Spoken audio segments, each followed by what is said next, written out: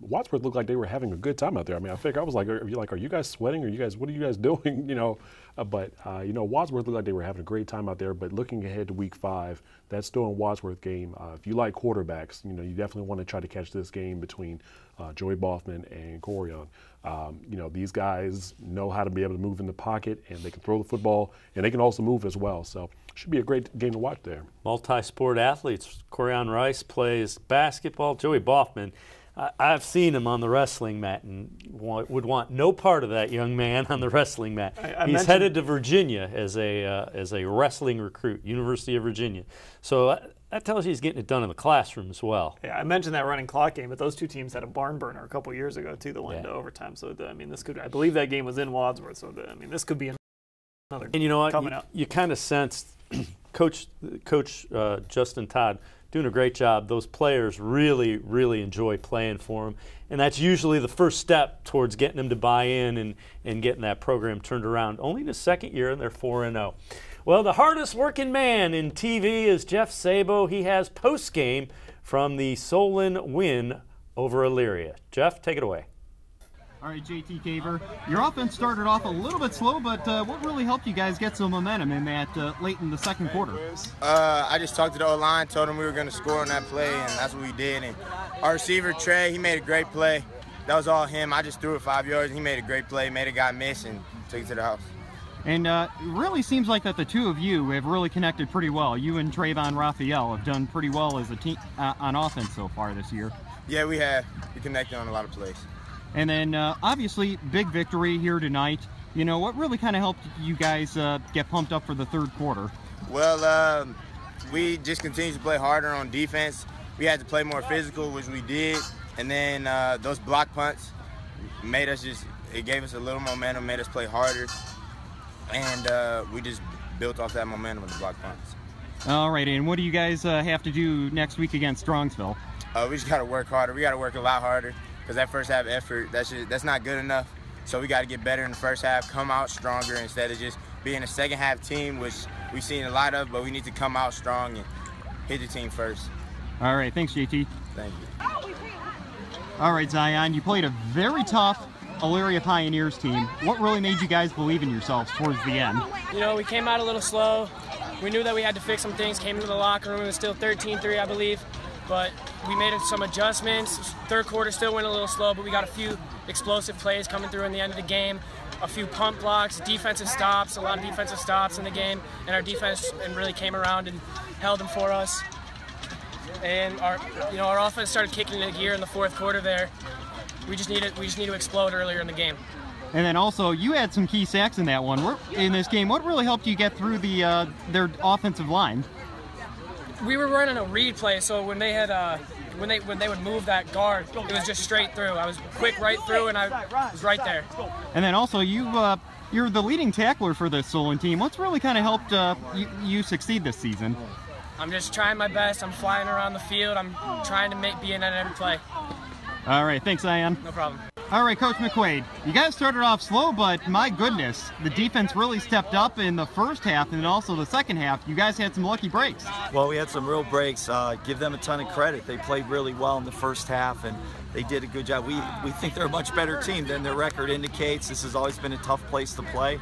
The first half was a good example of that. Now, also, what really helped you guys gain some momentum in the second half? Elyria did turn the ball over quite a few times. I don't know if we had much momentum at all. We had some plays there at the end that helped us out, but we got to do a better job of trying to make our own momentum. And then what do you guys have to do going into the game against Strongsville next week? Well, we're going to enjoy tonight. We will always enjoy winning, and I'm sure we have a lot to do tomorrow morning. Well, and you see the final, 33-6, as Comets score 20 unanswered points in the second half. Jeff Sabo joins us on the phone. Jeff, how'd they get it done in the second half? Well, what really contributed to their success was actually the special teams. Elyria was pinned down deep in their own territory and many, many times throughout the third and fourth quarters. And then there was the one instance in which they had a fumbled snap. Jack Miller pounced on it for a touchdown. Then I want to say it was the next time that Elyria had the ball, another fumbled snap in the end zone. Nick Close ended up jumping on that one for another touchdown. And then towards the end, Thomas Wilkes, going from 27 yards out, he really added pretty much he sealed the deal for the Comets right then and there. So it was kind of some lucky breaks that the Comets had, and also Thomas Wilkes.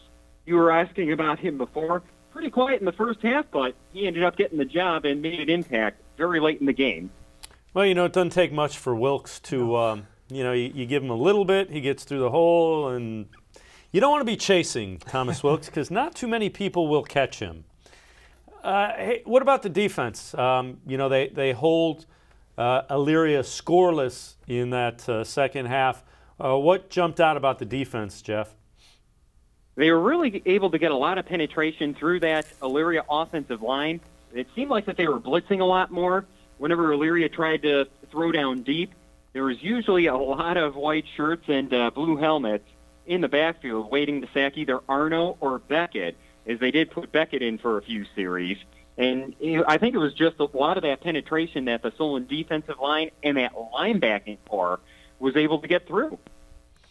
All right, Jeff Sabo, we appreciate all the work. Great job, as we heard from a number of Solon Comets. And, that's one of the things. If you're in a tight game, special teams often can make the difference. And clearly, a couple of fumble recoveries, mishandled snaps, those are the type of things good teams find a way to do. And those are always the things you can tell Coach McQuaid emphasizes, because it always seems like there is a special teams play or a big defensive turnover or something, those sudden change plays that, all of a sudden you've scored, you've gotten a lead. So their offense is struggling, but they managed to put up 33 points because they get some special teams plays, they get some defensive plays.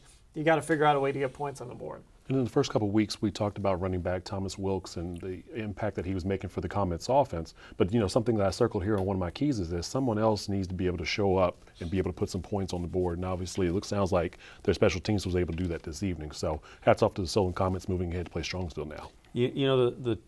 I'm sure the challenge for the Comets is to find some sort of consistency in the quarterback play, because you alternate, and the reason I think they're probably alternating it is nobody has taken the job. You don't really necessarily want to do that, but somebody's got to give you some consistency in the things that you want to see from them.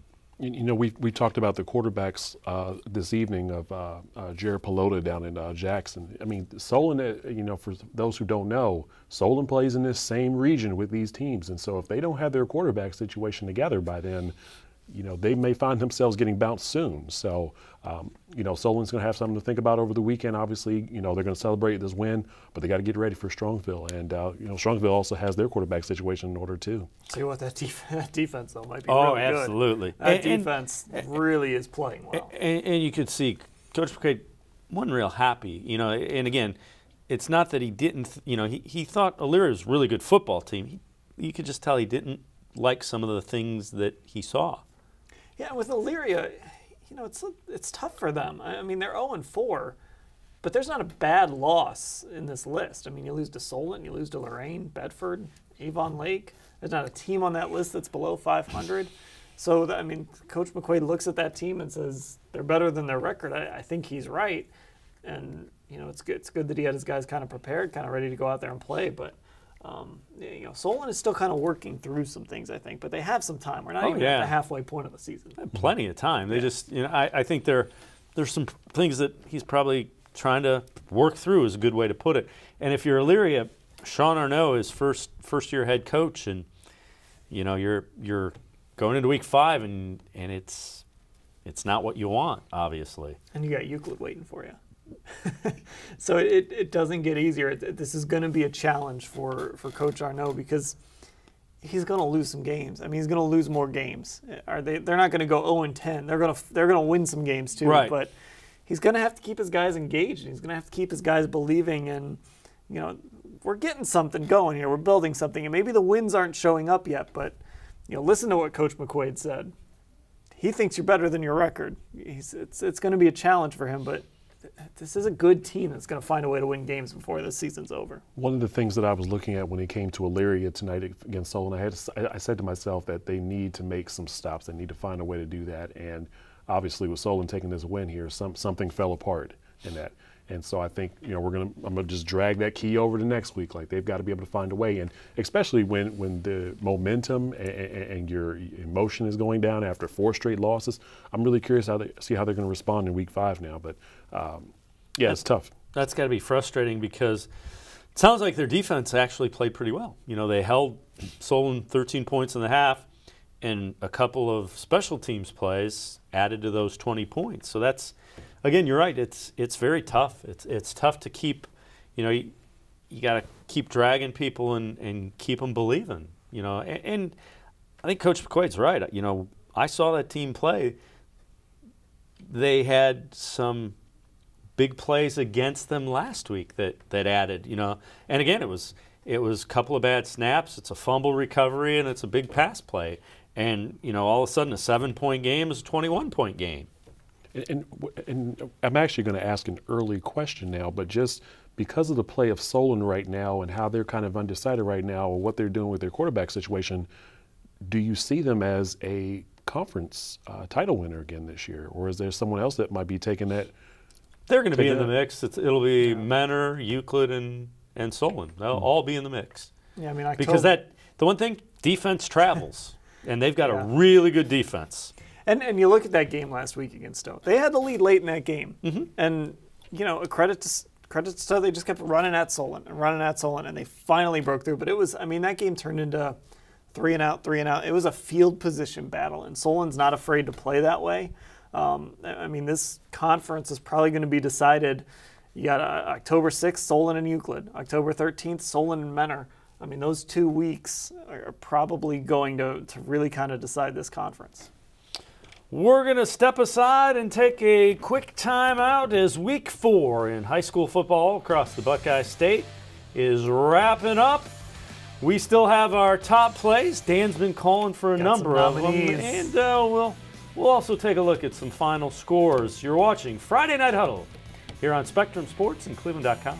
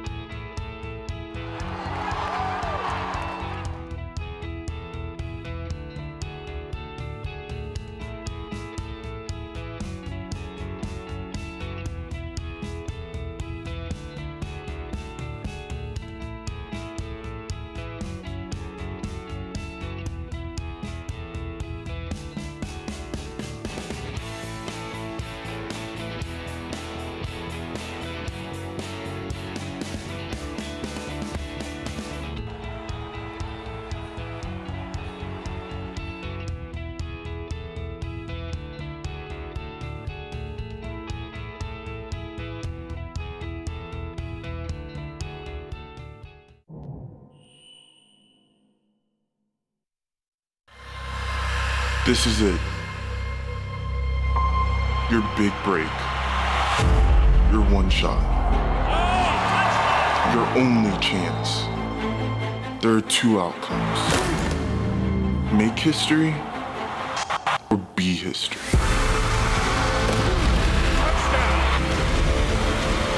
The home of high school sports. Spectrum Sports. Exclusively on Spectrum.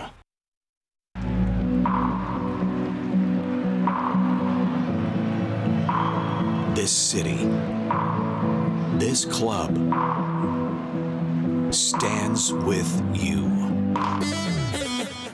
Danger from Mira! Awesome! What you live for lives here. The volley, Kamara, yes! Ohio's television home of Columbus Crew SC. Spectrum Sports, exclusively on Spectrum.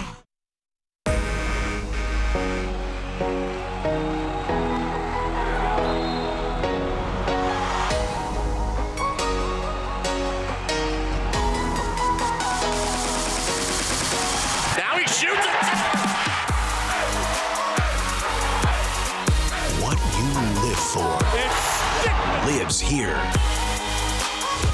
We are Spectrum Sports, exclusively on Spectrum. Wednesday nights, get ready for kickoff with Spectrum Sports.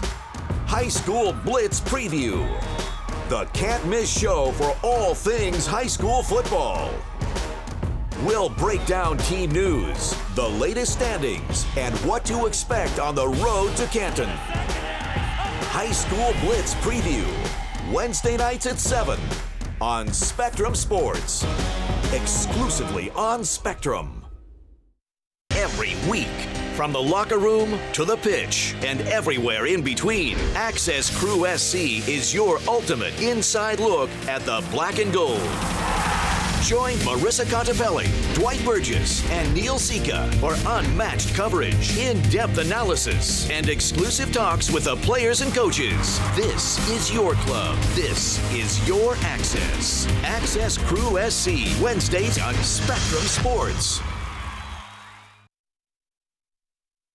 The Ohio Lottery's Partners in Education program has been recognizing students and teachers who shine both in and out of the classroom since 2007. To nominate a deserving teacher or student, go to OhioLottery.com and click on Supporting Education. Students in kindergarten through 12th grade are eligible to be academic all-stars. K through 12 teachers can be honored as the Teacher of the Month. Every school that participates is eligible to be honored as the School of the Year. The Ohio Lottery's Partners in Education, where stars shine. Have you ever lived for something? Have you ever dreamt of something? Something more? Something special? Something bigger than yourself? Well, have you? This is what you live for! The home of high school sports. Spectrum Sports, exclusively on Spectrum. Crew SC Match Day. Every match, 30 minutes before the kick. Delivering everything fans need to know. With live reports, unmatched analysis, club news, and more. After the game, stay here for Crew SC Post-Match. From the biggest moments to the road ahead, Crew SC Match Day and Crew SC Post-Match. Only on Spectrum Sports.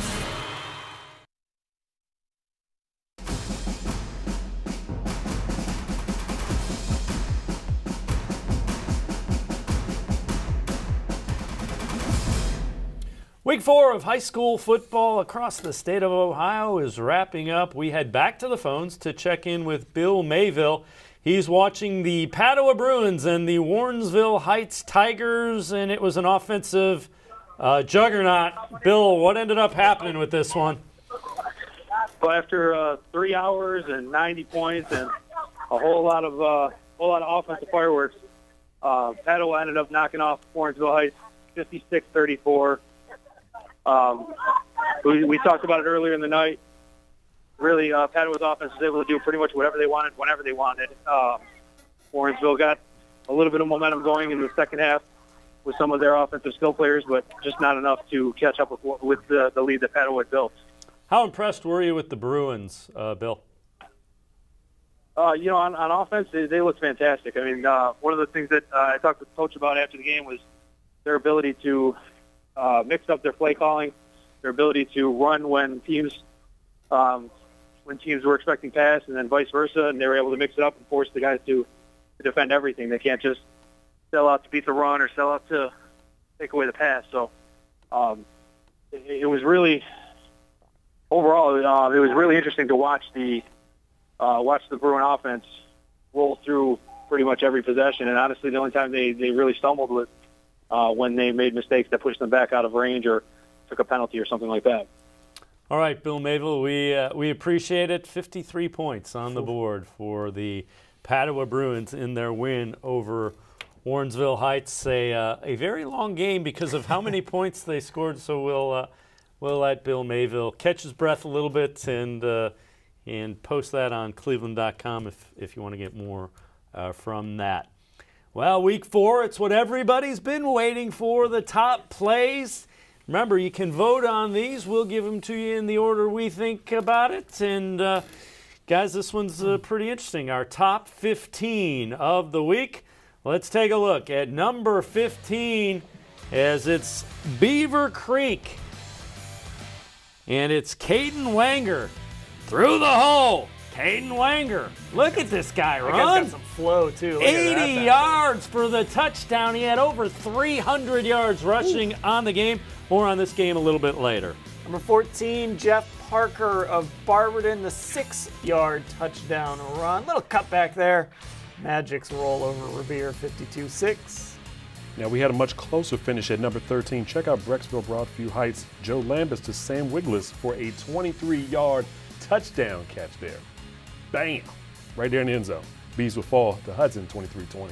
Number 12, Massillon Jackson, Jared Pilata. Take a look. Oh, and he gets his foot in. Brandon O'Quinn. More from this game in just a few minutes. Good catch by Quinn. Number 11, Butler's Mason Motter to Dayton Sharp. It's a 9-yard touchdown pass. We'll have more from this game coming up later. Look at that. Great grab. Had to go up high. Nicely done. And at number 10, Wayne's Rashad McKee to Stephen Victoria for a 56-yard touchdown pass. Look at him go. Oh, you got to give a key to that block that sprung him, though. Stiff arm. We've seen a lot of stiff arms. Warriors won 56-28. Number 9, I told you we'd see more. Massillon Jackson's Jared Pilata. Up top, Brandon O'Quinn grabs it for the big play, takes it to the 1-yard line. Jackson, take a look, runs all the way across the field, only to get tackled at the 1-yard line. Jackson won by 31. That was one of my nominees. So is number 8. It's Twinsburg. Isaiah Savitt. Intercepted. He takes it all the way down to the 5-yard line as Twinsburg playing really, I mean, look at this. Twinsburg playing really well. He's a linebacker. He showed some defensive back skills. Yes, he did. Tried to plow his way into the end zone there. Nicely done, Mr. Savitt. And at number 7, Beaver Creek's Drew Nanda scores his game-winning touchdown in double overtime. Squeaks in there. Beavers win 41-35 over Lebanon. Bedford put up some big numbers. Take a look at this. Number 6, Emmanuel Jenkins up top. Davion Johnson. Good catch, keeps his feet. Regains his balance. 79 yards for the touchdown. Bearcats win 52-21 over Copley. Avon put up a bunch of points. Number 5, Ryan Malloy. He's going to find David Orlando. Whoop! Nice little cutback. 51-14. Avon, 43 yards on this play. And at number 4, if you want Bo Floyd to pick you up dinner, check him out right here. He can pick it up while he's running all those 72 yards to the end zone. There's another stiff arm. Love that. Love it. And by the way, the Wildcats did win 38-7. Solon, a little defense. Ryan McCurry. The roll out, and he jumps the route. McCurry down the sidelines, back the other way, and he gets into the end zone, a pick 6. Comets win 33-6 over Elyria. Let's talk special teams. Number 2, it's Lebanon's Jake Tewart. He's going to go 93 yards on this kick return. The Lebanon would come up short. The game went into double overtime. Beaver Creek the winner by 6. Still, our number 2 play gets the sideline, stays on his feet, and dives in the end zone. I think he was out of bounds, but I don't want to take away the top play. And blow the horns for number 1, Bedford's Emmanuel Jenkins to D'Angelo Howard for the 68-yard touchdown. He's still going. Bedford wins by 31. All right, so tell them how they vote on this and what will happen and how we will get this done is we'll show you who's number 1 next week, and we'll tell you the percentage of vote. All right, so what you can do is you can go to cleveland.com on Saturday, and you can vote for your top play. Voting ends on Thursday the following week, and you'll get to see which one came out with number 1. So, again, just go to cleveland.com on Saturday. Make sure you put in your vote. Tell your friends, tell your family members, and maybe tell your teammates as well. I'm sure they'd love to vote for you. And then the votes will end Thursday. Well, you know, the other thing is you can vote as often as you like. Vote early, vote often. It's like a Florida old-time election. Just keep voting. Just keep going to the ballots. That's right. Well, Matt Gould saw the Bedford Bearcats put up an impressive display against Copley, And Matt has some post-game from the Bedford after that win over the Copley Indians. Take it away, Matt. What got into you guys tonight? I don't know, man. They were just playing us. They was just playing in the middle. If they go far, we gonna go short. They play up, we gonna run past them. So they gotta pick their poison. They either gonna press us and we go right past them, or they gonna play off and we just catch it short. And you see, we can take a 5-yard pass to an 80-yard pass. So you've had some big games, but 300 yards, does that sound like a career high? It sounds like a career high. I'm like very excited though. I'm excited. What were you seeing out there? I don't know. I was just trying to play as a team player. You know what I'm saying? Like when my other guys get touchdowns, I'm just happy for them. You know what I'm saying? Because I know I'm gonna get my shot, so I'm not really worried about that. Tell me about you and D'Angelo. I mean, you two, how long have you been coming up? I think I asked you in the preseason about this, if you wouldn't mind hitting on it again. We've been coming up for a long time, and he's been my best friend since middle school. He's not even my best friend, it's my brother. You know what I'm saying? It's my brother. Him to step into a different role, carrying the ball a little bit more tonight. No surprise for you? I mean, what do you think went into what he was able to do tonight? There's no surprise. He do it in practice all the time. He just don't got to do it in the game because Kenny do it in the game. But see how Kenny went down? He just stepped up. You know what I'm saying? We didn't miss a beat. And a different running back because Kenny's like, you know, almost as big as Manuel, at least bigger, like wider. But I mean, it's a different look. Definitely, we ain't missing beat. We ain't missing beat at all. What do you attribute the difference from playing Copley last few years to now? Well, it's basically history for us because we ain't beat Copley yet. So you know what I'm saying? It's really nothing for real. We finally got the dub against them because we never beat them.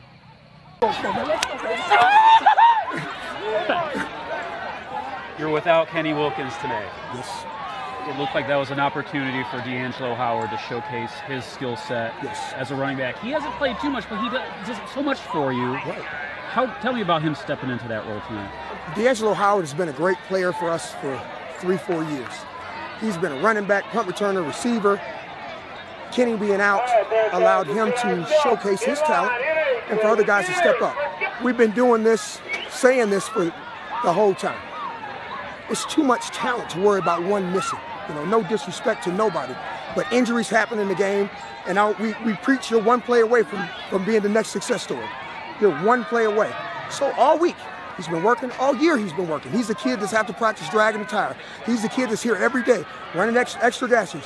And not once a week, not just this week. This has been every day for 3.5, 4 years. So this opportunity for him is a result of all the hard work he's been putting in throughout the years, and a great opportunity for him to show his true ability. This has been a mid-season non-conference matchup for you guys a couple of years. Yes. And you've struggled with them the last two. Yes. What's the difference? The speed and the cohesiveness of this unit. The ability to play for each other and push everything else to side and to truly work. The work that they put in the off-season is amazing. I mean, the commitment to morning workouts. We had Tyvis Powell at morning workouts from January all the way through. So you had every kid there in the gym working, and that's all this is. These kids have been playing together in this community since first, second grade. Well, it's easy to see why kids like playing for Sean Williams. A little bit of intensity there, just a tad. Translated on the field as Bedford, a big win over Copley, and you heard from players something they've been looking for and working for. They finally get it. Well, our Ryan Isley covered the Massillon-Jackson game, and he has some post-game from the quarterback who did really well for the Jackson Polar Bears. Take it away, Ryan. Jarrett, you guys took the opening kickoff, marched right down the field on Perry, and scored a touchdown. Yes, how important was that mentally for you guys to get an early lead on them? We knew because we came out last week and got down 19-0, so we knew we had to come out and hit them in the mouth right away. And once we got that first touchdown, we knew we could roll, and we knew that our game plan was sound and that we didn't think they could stop them. So our momentum carried in that whole first half, and eventually they could. So it's good. Your defense got you the ball right back, and you again went right down and scored again, and that's when you started hitting Brandon. You hit 2 straight touchdowns to Brandon. Talk about that connection tonight. Yeah, like I was saying, Brandon's pretty fast if you saw him on the field today. But we knew we could exploit them, with the quick game, and I just want to get out to Brandon with his speed on the outside. But then, right when they're jumping up, we tagged the post behind him. He ran right past the safety. We hit him in stride, and it was great. In the first half, the only time you guys didn't score was that final possession right before halftime. What was the mood like in the halftime locker room? Oh, it would have been different if our defense, off a turnover, gave up a score at the end, but they didn't. They stuck strong and they got us they got us momentum back into the halftime locker room. Now, if they score and go 31-14 there with their ball, they could have some momentum. But our defense shut them down. They did a great job. What was the mindset going into that final scoring drive? You guys got the ball back about 11 or so minutes, and instead of trying to score quick, you just kind of chewed the clock up. Was that the game plan going in? Yeah, it was the game plan. We wanted to get a methodical drive going, get some time on, but we needed to score. Even though they were still at 7, we still needed to score because we had to score in the second half. And, we got Jake Ryan made a great play on a hitch. And I heard you talk about all the hitches that you threw. What did you see in the defense that allowed you to make all those completions tonight? When we go doubles, they played quarters, everyone at 8 yards. I mean, and they do what they do. And when we went trio, they played match, and the backside was 10 yards off. So we just threw hitch after hitch after hitch, and it worked out pretty well. Are you surprised they didn't adjust to that later in the game? Honestly, Perry does what they do, and they've been really good at it. So I wasn't really surprised they didn't adjust. Well, Jared shows he has a future as an analyst for football. As Brandon's fast. That's the type of things we see from our analysts there. It's fast. No adjustments coming from Perry. That was really the big takeaway is kids still play leapfrog. Apparently. Behind, yeah, that's pretty good. Well, you have to be impressed. Just a big showing for Jackson without question. And Pilata had a huge game, 4 touchdown passes in that 31-7 win. So. Yeah, and a couple points that I was talking about earlier about the Jackson offense. Jared came in with over 800 yards coming in tonight. I think he's well on his way by the end of the year, hitting 2,000. And then also the defense. I felt like, Perry was a good test considering the type of offense that they run, that they showed off their discipline. So Jackson has quite a bit of tools to be able to, on offense as well as the defense, go far the rest of the regular season here. Let's take a look at some scores from Week 4. As Week 4 coming to a close, still some games Saturday, but Menor improves to 3-1, 42-27. They defeat the Strongsville Mustangs. Hudson hangs on. That was a pretty good showing by Brecksville on the road against the Hudson Explorers. Yeah, good win for Hudson too. You look over at Bedford, they put 52 on the board, and they beat Copley. We heard from Davion Johnson just how important that win was to the Bearcats. Barberton, 52-6. Padua, 56. Look at all these 50s. Good Lord. 57-29. Wadsworth won. So congratulations to Coach Todd. His Grizzlies now 4-0 on the year.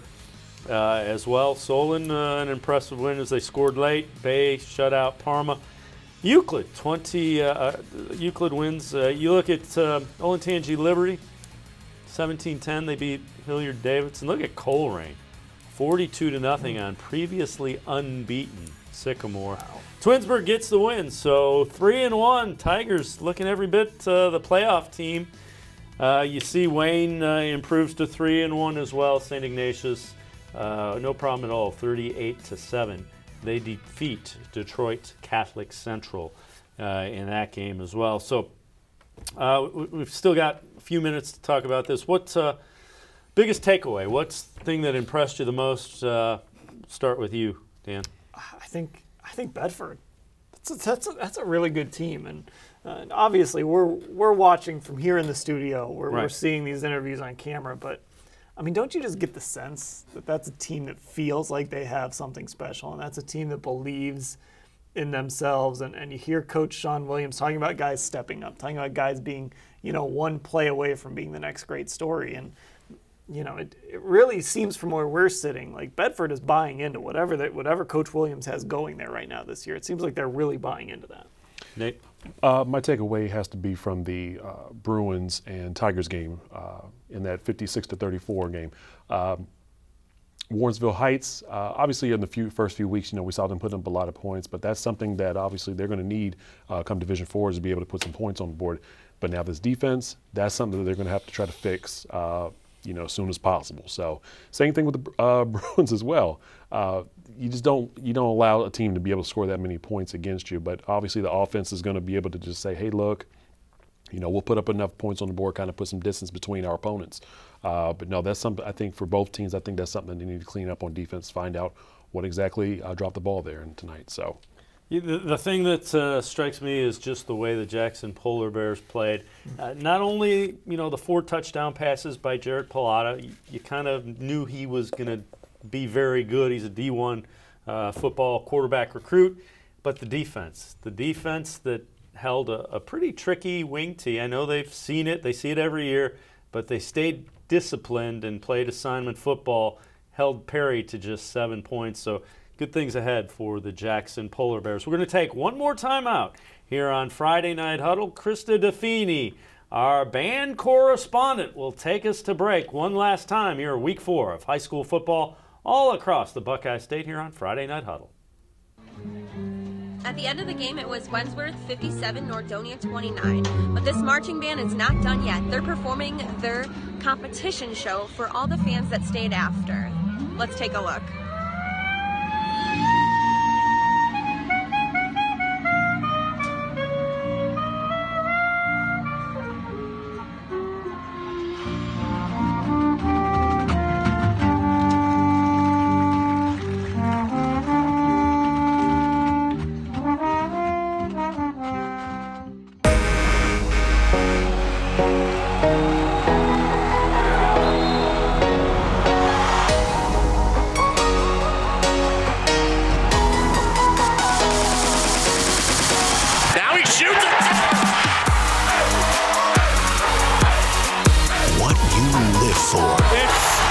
Lives here.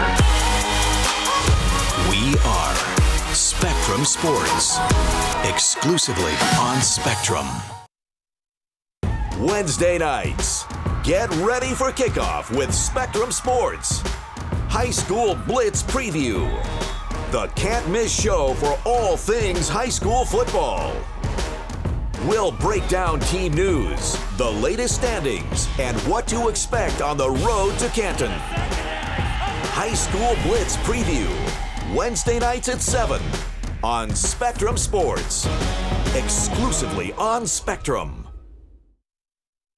The Ohio Lottery's Partners in Education program has been recognizing students and teachers who shine both in and out of the classroom since 2007. To nominate a deserving teacher or student, go to ohiolottery.com and click on Supporting Education. Students in kindergarten through 12th grade are eligible to be academic all-stars. K through 12 teachers can be honored as the Teacher of the Month. Every school that participates is eligible to be honored as the School of the Year. The Ohio Lottery's Partners in Education, where stars shine.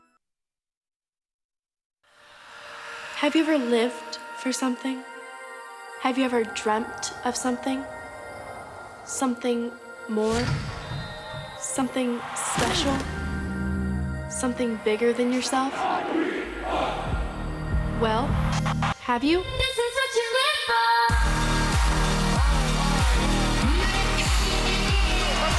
Home of high school sports, Spectrum Sports, exclusively on Spectrum.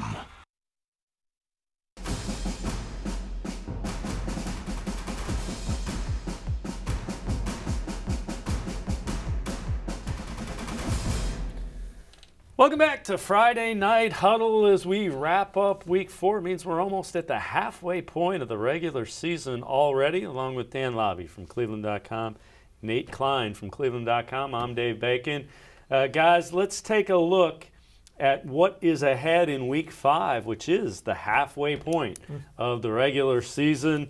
Thursday night on Spectrum Sports, you can catch this game live. Ron Kavanaugh and I will have the call. Elyria Catholic and Valley Forge. Then we get into some really interesting matchups. Midview and Avon. That is always a fun game. Block out about 4 hours for that one, but it is always a fun game. They're going to throw the ball. They're going to score a lot. You know, Bill Mayville said it was about 3 hours and 10 minutes. That might be a 4-hour game. Pack a lunch. But you know what? It'll be a really interesting game as well. Both teams coming in, playing well. Both teams' offenses playing well. Both quarterbacks, more importantly, playing well. It's what you want. I mean, it's a rivalry game. It's everything. I've never watched one of those games and been disappointed by it.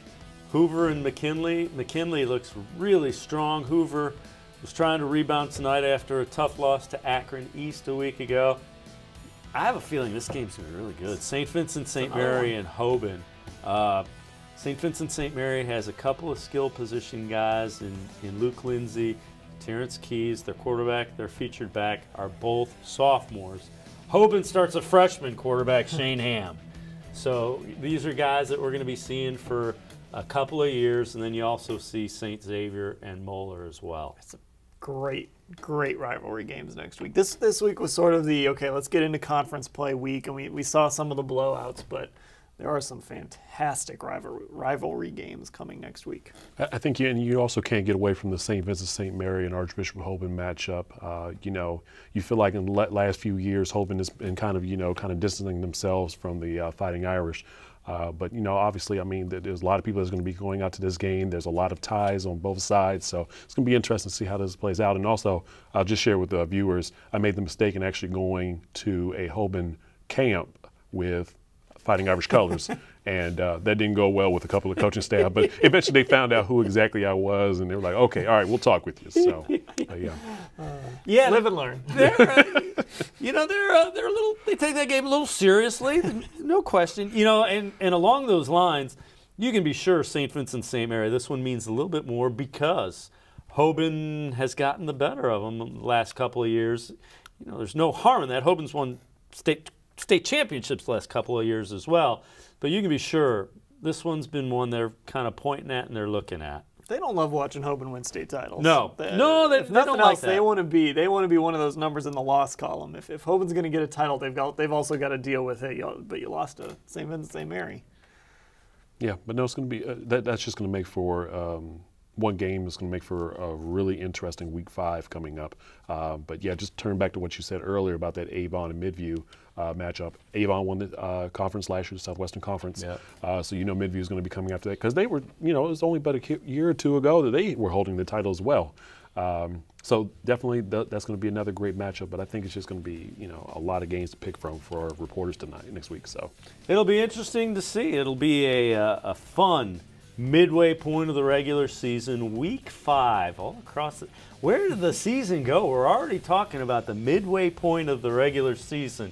And again, Hoban, St. Vincent, St. Mary, Midview, Avon, St. Xavier, and Moeller. We will talk about it all right here on Friday Night Huddle next week.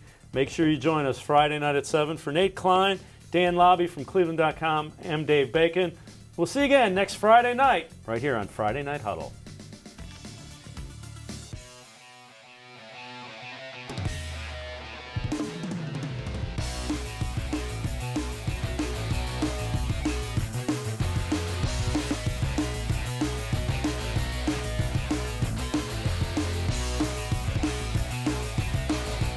The High School Sports Insider is brought to you by Cuyahoga Community College, where futures begin. By the Ohio Lottery Partners in Education, where stars shine. By Spectrum Sports.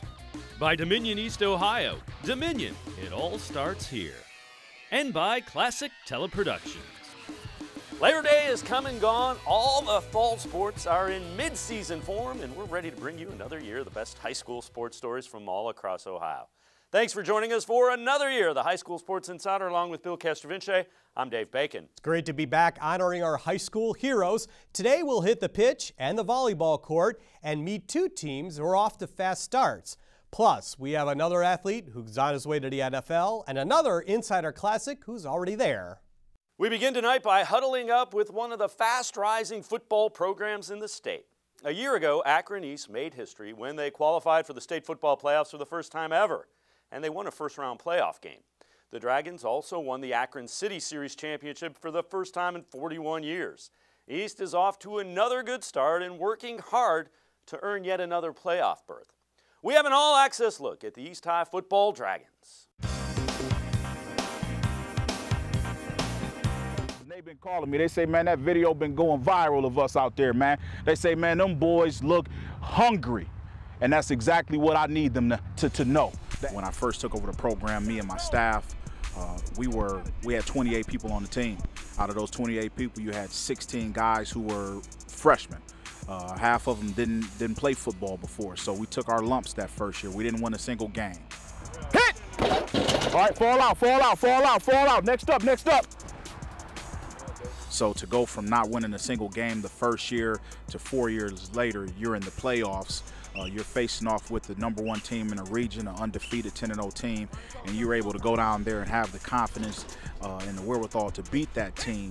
I think it speaks volumes for the young men that we have in our program. Not dominoes. I want it in sequence, all at one time. Hit! It was monumental for the school, for one, because a lot of things that happened last year was the first time that it's ever happened before. So it was the first time that East High School has ever made the playoffs. It was the first time in 41 years that we've won a city championship, so it was electric in the school.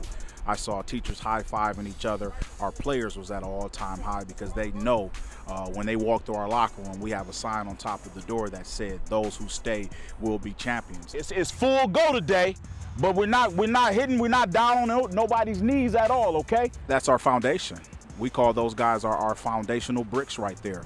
We've been building this wall, and it started with that team. And everything that comes after that is we're putting another layer on that wall.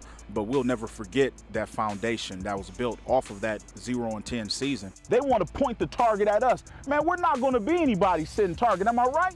It's probably hard to believe, but after we went 0-10 and had 28 guys on the team, we added 25 guys to the team the next year and ended up having 53 guys on the team, I want to say. And people were like, well, how did you guys add 25 guys to a team that didn't win a game? Well, I think they started believing into the vision. Never give up attitude. Never give up attitude. So we're going to get after it today, man. Then I got a challenge for y'all, too. The inner city football is the only thing I've known all my life. I played inner city football myself, so while I'm here, it's like I'm home. And I see these kids and I see some of the struggles that some of them might have, some of the same struggles that I had. And I'm trying to let them know that, hey, Coach made it out, just like a lot of the coaches on my staff did it, and we're going to have a great time doing it. And they believe that. And over the years since I've been here, they've seen some of their teammates and peers make it. So what we'll do, we're going to flip the script on you. We're going to point the target back at you, and we're going to let you know that, hey, East Dragons is coming for you. Sure. Period. That's it. And, hey, this never give up attitude. Our next story is about one of the best football players in the country who didn't even play football 2 years ago. Tyreek Smith didn't play the sport as a freshman or a sophomore. Now, the Cleveland Heights senior is being recruited by every major college program. And you can even see the NFL on his horizon. Here's the story of Tyreek Smith, our Cuyahoga Community College student athlete with a future. Cuyahoga Community College, where futures begin.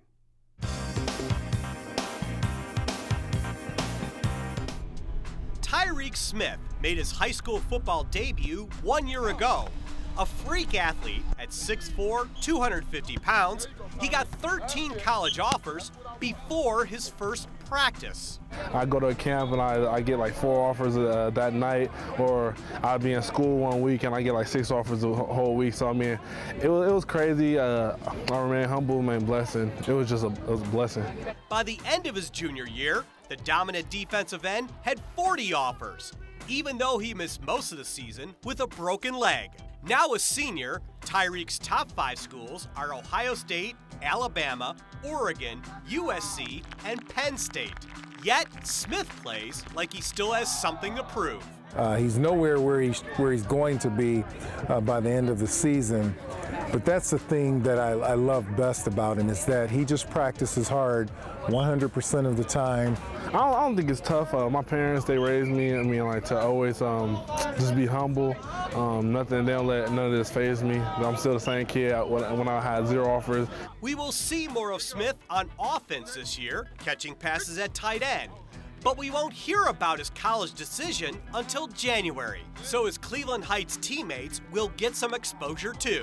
Whenever I can give him a chance, like whether it's hitting up a coach about him, sending him the film, having them come out and watch everybody, I just do what I can to help them get recruited. Tyreek has always been a team-first guy, and that extends to the basketball court too. Yet, he's smart enough to know that there's more to life than sports. Tyreek is almost a straight-A student with a 3.9 GPA in honors classes. The average NFL player plays 3 years, and you only got 4 years of college, and then you got the rest of your life to think about what you're going to do, so I definitely focus on grades. Wherever he ends up, Tyreek Smith will be a student athlete to watch. You know, I'm looking forward to this upcoming season, but more importantly, I think I'm looking forward to just how his life in general plays out over the next couple of years. Now, if you notice, Tyreek is wearing an Oregon shirt the day we talked to him. Don't read too much into it. He hasn't made his decision yet. We're just getting things rolling on this week's show. We'll check in on a Warrior on the pitch who's ready to lead. And remember the Titans? You better. This group has playmakers all over the field. The High School Sports Insider will be right back. The best thing Tri-C did for me was give me opportunities. The workforce program prepared me for the career I have now. I got a job in the aerospace industry where I work on CNC machines. I have 3 younger brothers. I want to teach my brothers, you know, hard work actually pays off. Come to Tri-C. It's a great stepping stone to wherever you're trying to get to in life. My name is Chris Grooms, and I got my start at Tri-C. The Ohio Lottery's Partners in Education program has been recognizing students and teachers who shine both in and out of the classroom since 2007. To nominate a deserving teacher or student, go to auth-ctoke-auth and click on Supporting Education. Students in kindergarten through 12th grade are eligible to be academic all-stars. K through 12 teachers can be honored as the Teacher of the Month. Every school that participates is eligible to be honored as the School of the Year. The Ohio Lottery's Partners in Education, where stars shine. The High School Sports Insider rolls along. Thanks for riding shotgun with us. Lorain lost their first 2 football games a year ago, then won their next 8 and made it all the way to the regional finals.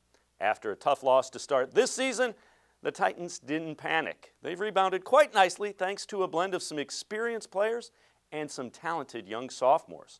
We salute the Lorain Titans, our team of the week.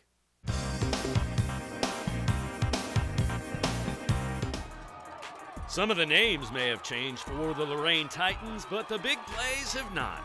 After last year's historic run, a new group of playmakers is ready for their time under the lights. We're going to have a lot of speed. We got a couple younger guys, so the speed definitely, we got a lot of speed. That's why we try to keep it up tempo, energy, and so we can play fast, fly to the ball, and just give relentless effort. Makes us want to go fast, you know, and get our blocks right so their talents don't go to waste due to an injury. So, you know, anytime that we do something wrong, it, you know, reflects in the skill position guys. If they get injured, our fault. If they can't make a run because we missed a block, it's our fault. So we got to just make sure we do everything right. Quarterback Justin Sturgill is running the show again for the Titans. He came in after an injury early last season and saved the year. He's the guy that orchestrates all of the Titans' playmakers. It can be stressful at times, but another times, I mean, it's just like the best thing because they show you what you can call, and if it's working, it's going to work. And if it's not going to work, change to something else. You know something's going to work, and they're going to make a mistake. If you were out in a playground picking players, you're not necessarily picking him right away. His arm's not maybe as strong as this guy or that guy, but he's savvy, he's smart, he's really a coach on the field for us. And between his athletic ability and his brain, he's a great quarterback. Favorite part of this offense? What do you like best about playing quarterback in this offense? Seeing all my guys happy. When they do things right and they make great plays, I mean, seeing them smile makes you, they want to do it again and they want to keep doing it without stopping, no hesitation. I just love seeing them happy and excited. This is Dave McFarland's 4th season as head coach at Lorain. When he took over, the program had no freshman team. The numbers are up, and he knew this year's group was something special. They're fun to coach. You know, when you've done it so long, it just keeps coming. And what we say to our kids is, fortunately, because I coach, I have another year and another year and another year. You got one. You got one senior year, and our kids are embracing that and they're practicing hard. So it's going to be fun to see how this season turns out. By Justin Sturgill through double coverage. Let's head to the pitch for the other football. The girls of Walsh Jesuit have set the standard on the soccer field, winning the last 5 titles in a row. The last one coming courtesy of a boot by Aubrey Bechter. Now back for her senior season, Bechter has a tough task of trying to keep the streak alive. Let's meet Aubrey Bechter, our Spectrum Sports game breaker.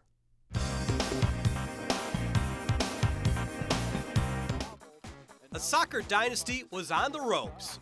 Walsh was going for its 5th straight state title last year, and it was scoreless at the half. Like all during halftime, Dino just kept saying like, we need to get on the end of these crosses. Someone had to step up, and that someone was Aubrey Bechter. In the front, shot it's in! Just remember Maddie Schinneberry crossing it, and I was able to get on the end of it. Having that goal, like, it's just like everything was like a relief, and like we knew we were up and we just had to keep going. The junior midfielder scored what turned out to be the game-winning goal in the 2016 state championship. When the game ended and you thought about it, you were very happy for her that, you know, she got what she deserved, really, because good things happen to good kids, and she's better than a good kid. Walsh has won 5 in a row and 10 overall, and Bechter has played some major minutes for the program since she was a freshman, thanks to her teammates. Playing as a freshman, I wasn't like, oh gosh, like they all made me feel really good, and I felt like one of them. Aubrey is now paying it forward since she is a senior leader this season. Everything is about her teammates. She'll, you know, she's got your back, you know what I mean? And people figure that out. That's the key. The girls on her team figure that she has their back. Bechter has also competed at the highest levels in club soccer, finishing 3rd in the nation last year. You have to come in like strong and like knowing that every girl is here to win. Her next stop will be Cleveland State, where Aubrey Bechter will play soccer on scholarship, but not before she helps Walsh go for 6 in a row. I mean, watching the captains, like when I was a freshman, sophomore, and junior, like it just looked like such a big role, and I knew like this is what I have to do. If you missed some of today's show or want to see past episodes, they're online and free. What a deal, I know. Head to citybeat-tv.com. That's citybeat-tv.com. Still to come, we'll hit the court for a shining star who shines in the classroom. And our Insider Classic is a new star in the NFL. Stay tuned. There is a place where dreams arise. Stars are born. And greatness is made. What you live for lives here. Spectrum Sports. We cannot be bystanders. We can stop to make sure someone is okay. We can warn someone when their drink isn't safe. And disrupt the situation. We can get someone the cab. Or walk them home safely. We can make campuses safer for our friends. Our roommates. Our classmates. Our fellow human beings. We cannot be bystanders. We can intervene. It's on us. All of us. Learn how and take the pledge at itsonus.org. The High School Sports Insider continues with our brightest part of the show, our shining star. And once again, we have the Ohio Lottery to provide the spotlight. Today we honor Shannon Williams for her work in the volleyball court and in the classroom. And the Brecksville senior has a brilliant smile too. Shannon Williams, this week's Ohio Lottery Partners in Education Shining Star.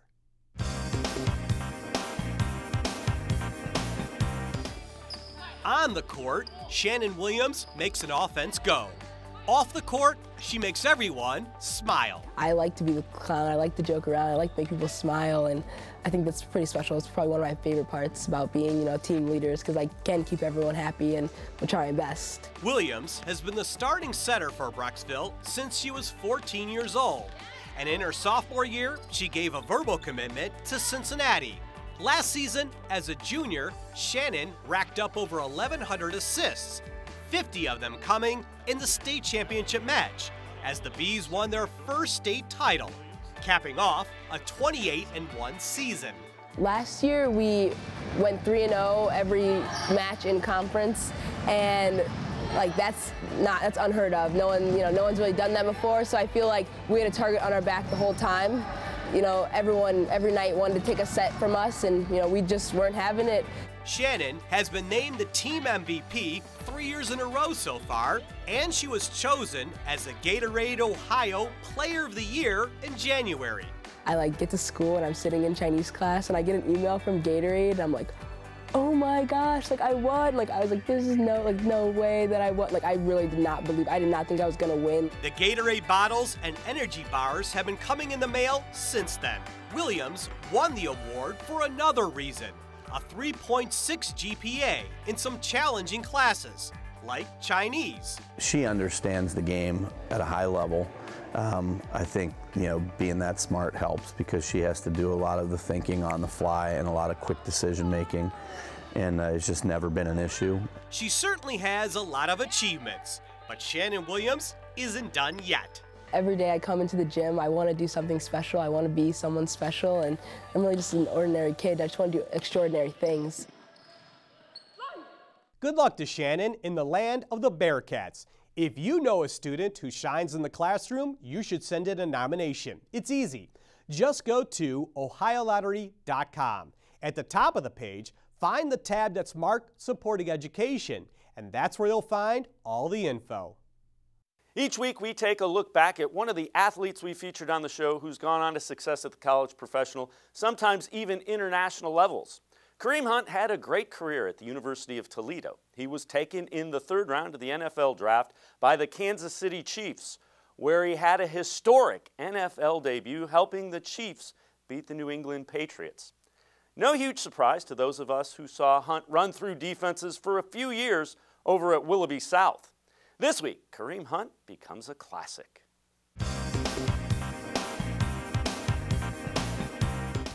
He stands 5 feet 11 inches tall, weighs 208 pounds. Willoughby South's Kareem Hunt makes running with the football look effortless. He's a big kid.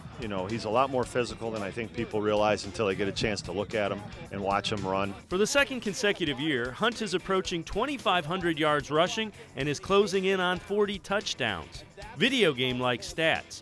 Like any good running back, Hunt knows he needs help to run the football. My line's just getting better every week, I think. Those guys want to get as much yards as I want to get. I mean, you can't have a good offense if you don't have a good offensive line. Hunt is one of those combination backs who runs very effectively between the tackles with power. Then, when he hits the open field, finds another gear. I like running people over. I like running past people. I like juking people out. I like doing about everything.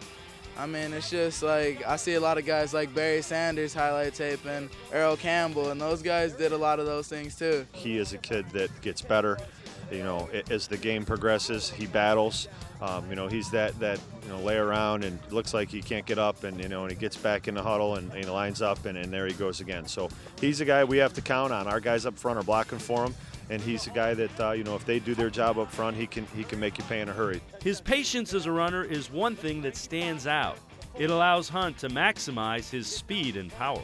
I read all my offensive linemen's butts and see how they got their guys turned and the way the defense is flowing and all that. And then it just helps a lot when you see big holes too. Humble as they get, kid's always got a smile on his face, and he's got a great sense of humor. He's a fun kid to be around, and he's a real likable kid. We love him. Just a good kid. With the kind of numbers he is putting up, Hunt has put himself right into the middle of the conversation for Mr. Football this year. About the only knock people can come up with is the competition that Kareem is running against. It motivates our whole team. People think we can't run the ball against very good teams, but I think that's nonsense, and I think we can run against anyone. Our guys are they have heart, and I mean, if those guys got heart, I'm gonna run with heart too. Hunt has a number of scholarship offers from Mid-American Conference, Big Ten, and Big East schools. That number is likely to grow even larger as Kareem continues to pile up the yardage. We want you to get more involved in the show, and you can through social media. Follow us on Twitter. We're at HS Sports Insider and at Dave Bacon Sports. Tweet us your story ideas or your pictures showing your school spirit. We'll use them in a future show. We are still plugging away on Facebook as well. Head to our page and like us. We're at High School Sports Insider. But stick around. The tweets of the week are coming up next. The Ohio Lottery's Partners in Education program has been recognizing students and teachers who shine both in and out of the classroom since 2007. To nominate a deserving teacher or student, go to ohiolottery.com and click on Supporting Education. Students in kindergarten through 12th grade are eligible to be academic all-stars. K through 12 teachers can be honored as the Teacher of the Month. Every school that participates is eligible to be honored as the School of the Year. The Ohio Lottery's Partners in Education, where stars shine. I decided to go to Tri-C because it was easy to commute to. I was able to start Kent State as a junior. All my credits from Tri-C transferred to Kent State. I will be able to earn my bachelor's degree in 4 years. I saved a lot of money starting at Tri-C. My name is Stephanie Bain and I earned my first degree at Cuyahoga Community College.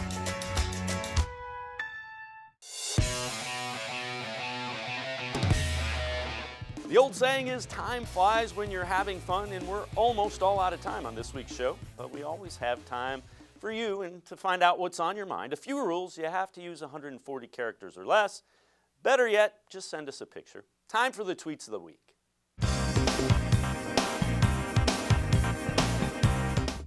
Good things going on over at Padua, both on the field and in the stands. The student section raised more than $1,200 for hurricane relief for those affected by Harvey and Irma. Well done, Bruins. Over at Jackson High School, they're celebrating on the court. Head volleyball coach Jeffrey Walk won his 500th game recently coaching the Polar Bears. And Canton McKinley not only getting it done on the field on Friday nights, the players helping out at the Pro Football Hall of Fame Playmakers Camp for special needs kids. Way to go, pups. Keep those tweets coming. We want your story ideas or your pictures showing your school spirit. Tweet those to us. We're at HS Sports Insider or at Dave Bacon Sports. Use hashtag HSSI Ohio. Again, that's at HS Sports Insider or at Dave Bacon Sports. Use hashtag HSSI Ohio, and we'll use a few of them on upcoming shows as the tweets of the week. Now we are all out of time on this week's show. Thanks for taking your time to join us. We expect to see you back here next week, same time, same place, when again we'll spotlight some of the best high school sports stories from all across Ohio. As always, thanks for watching and thank you for supporting high school athletics. Have a great night.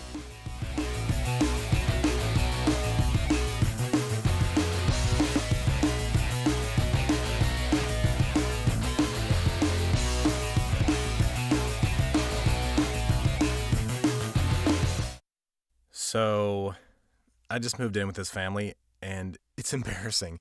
The little one, he likes to go outside and crawl around in the giant litter box. I don't know what he's doing.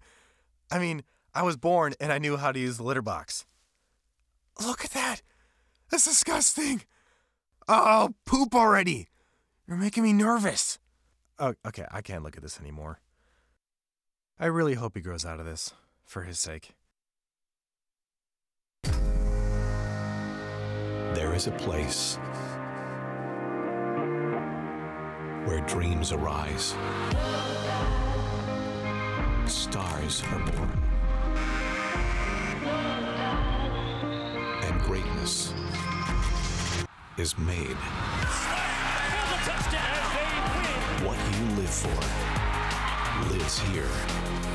Spectrum Sports.